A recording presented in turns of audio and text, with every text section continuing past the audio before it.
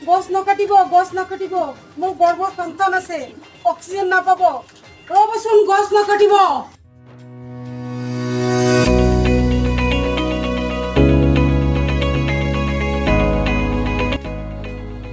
মা ধৰিত্ৰী ৰক্ষা কৰিবলৈ মা ধৰিত্ৰী ৰক্ষা কৰিবলৈ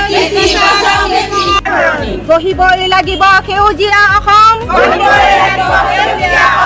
দেহে হ'ব সুন্দৰ শিশু মাতৃৰ মন বচাব লাগিলে পৰিৱেশ ধৰণী আমাৰ গছ-গছনি নাৰী শক্তি পৰিৱেশ সুৰক্ষা